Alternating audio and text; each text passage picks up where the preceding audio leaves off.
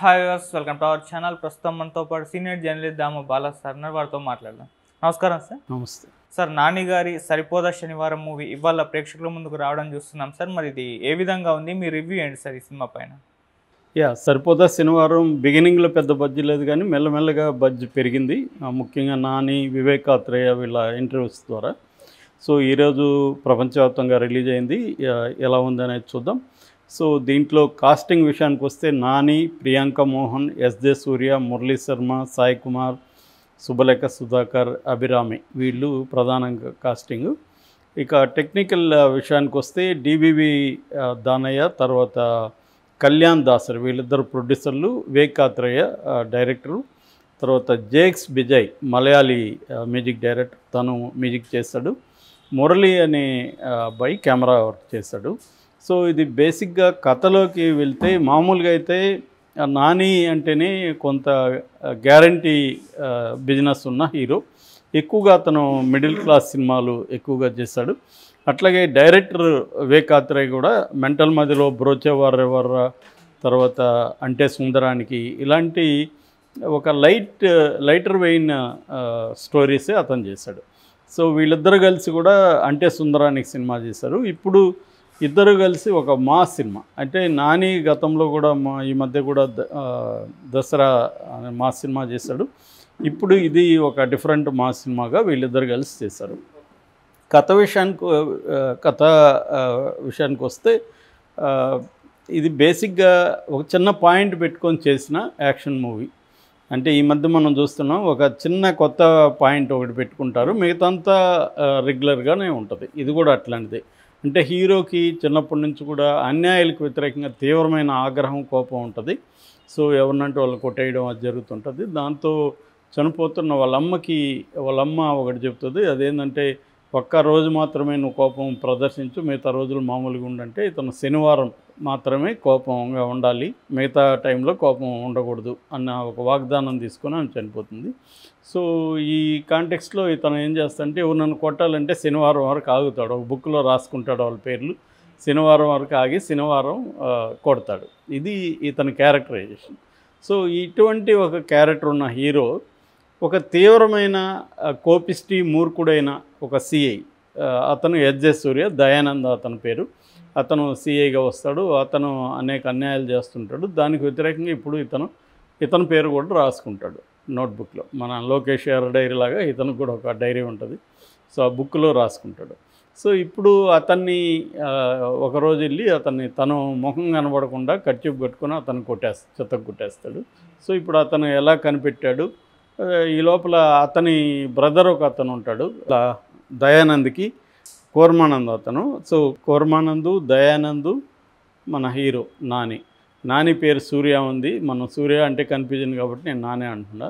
So Nani, Dayanand అనే CI, కోర్మానందు, మధ్యలో heroine కూడా చిన్ననాటి ఫ్రెండ్, తర్వాత కానిస్టేబుల్గా అమ్మాయి ప్రియాంక మోహన్ వస్తుంది. సో ఇటువంటి ఇద్దరు క్యారెక్టరైజేషన్ ఉన్న ఇద్దరు మధ్య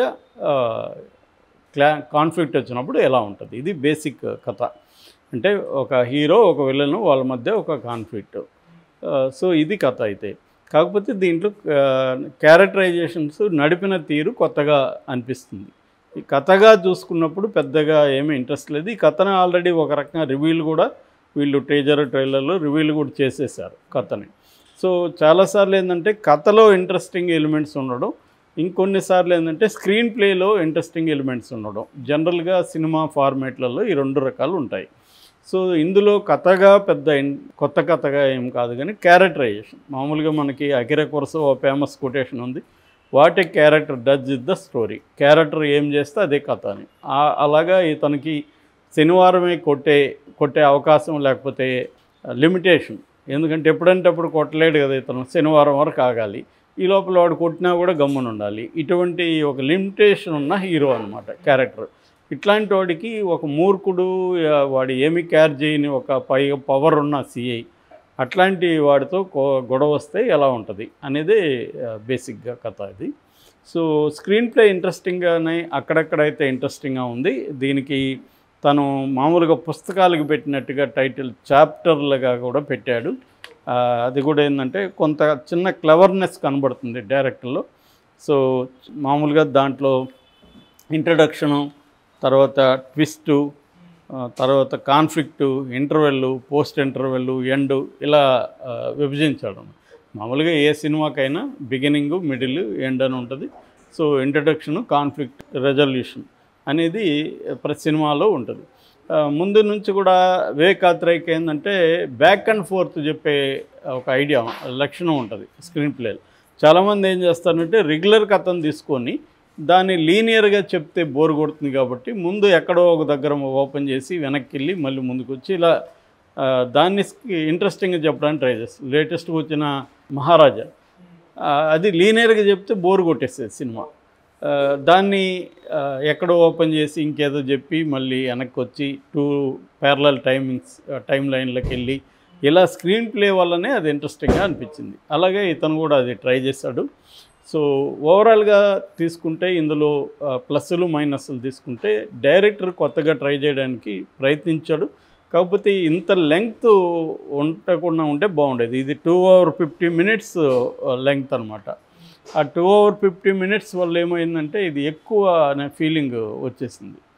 సో ఇంకొక 15 minutes కానీ తగ్గించుంటే ఇది ఖచ్చితంగా మనకి మంచి సినిమా అయ్యేది. అయితే దీంట్లో బలాలు ఏవని, ప్లస్ పాయింట్లు ఏవని చెప్పాలంటే ఫస్ట్ యాక్టింగ్, ముఖ్యంగా ఎస్జే సూర్య ఈ మధ్యకాలంలో తమిళ్లో కానీ తెలుగులో కానీ విజృంభిస్తున్నాడు. ముఖ్యంగా తమిళ్లో మన రాయన్లో కూడా చాలా డిఫరెంట్ క్యారెక్టర్ అతను చేశాడు. దీంట్లో కూడా చాలా డిఫరెంట్ క్యారెక్టర్. అతను చాలా పవర్ఫుల్గా ఉన్నాడు ఈ క్యారెక్టర్.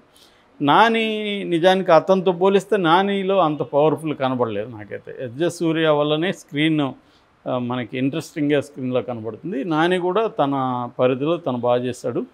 మిగతా ఆర్టిస్టులంతా కూడా మంచి పర్ఫార్మెన్స్లు బాగున్నాయి. సో అది ప్లస్ అని చెప్పుకోవచ్చు. అట్లాగే యాక్షన్ సీక్వెన్స్లు, ఇంట్రో కానీ, ఇంటర్వెల్ సీక్వెన్స్ కానీ, క్లైమాక్స్ కానీ, ఈ 3 యాక్షన్ సీక్వెన్స్లు చాలా బాగా తీశారు. సో అవి చాలా గ్రిప్పింగ్గా ఉన్నాయి, రియలిస్టిక్గా ఉన్నాయి. అదొకటి బాగుంది.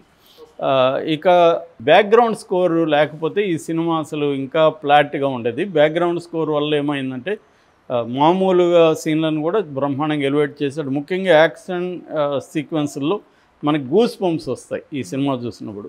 అటువంటి ఒక యాక్షన్ సీక్వెన్స్లకి బ్యాక్గ్రౌండ్ స్కోరు ఇచ్చాడు. సో ఓవరాల్గా ప్లస్లు అయితే ఇవి. మైనస్ల విషయానికి వస్తే ఫస్ట్ హాఫ్ పెద్దగా హ్యాపెనింగ్ జరగదు. ఎందుకంటే ఓపెనింగే ఫ్లాష్ బ్యాక్తో ఓపెన్ అవుతుంది కథ. సోకులపాలెం అనే విలేజ్లోకి వెళ్తుంది. అక్కడ తను చైల్డ్హుడ్తో ఇంట్రడ్యూస్ అవుతాడు నాని. దాని తర్వాత పెద్ద నాని ఇంట్రడ్యూస్ అవుతాడు. అలాగా వెళ్తూ ఉంటుంది అన్నమాట. సో అక్కడక్కడ మనకి డ్రాగ్ సీన్లు కనబడతాయి. ప్రిడిక్టబిలిటీ మన కొత్తగా ఏమనిపించదు, చాలా చోట్ల ప్రిడిక్టబిలిటీ ఉంటుంది. తర్వాత ఎమోషనల్ సీన్స్ పెద్దగా వర్కౌట్ అవ్వలేదని చెప్పాలి. ముఖ్యంగా ఆ అమ్మాయి ఇతనికి సిస్టర్కి ఉన్న ఎమోషనల్ సీన్స్ అంత పెద్దగా వర్కౌట్ అవ్వలేదు. తర్వాత ఏమో క్లైమాక్స్ కూడా గొప్పగా లేదు. ముఖ్యంగా సెకండ్ హాఫ్లో ఫస్ట్ 45 minutes చాలా బాగా వచ్చింది. తర్వాత అంతగా రాలేదు. ఓవరాల్గా అనీవన్గా ఉంది సినిమా. నాని ఫ్యాన్స్కి అయితే ఖచ్చితంగా నచ్చుతుంది. ఎందుకంటే ఫుల్ ఆఫ్ యాక్షన్ ఇవన్నీ ఉన్నాయి. సో డైరెక్టర్ కూడా గతంతో పోలిస్తే అతని సినిమాలతో ఇది కొద్దిగా బెటర్గా ఉంది. సో ఓవరాల్గా అయితే నా రేటింగ్ 2.5 out of 5. సో ఖచ్చితంగా ఒకసారి అయితే ఖచ్చితంగా థియేటర్లో ఎక్స్పీరియన్స్ కోసం చూడొచ్చు. Okay sir, thank you so much sir.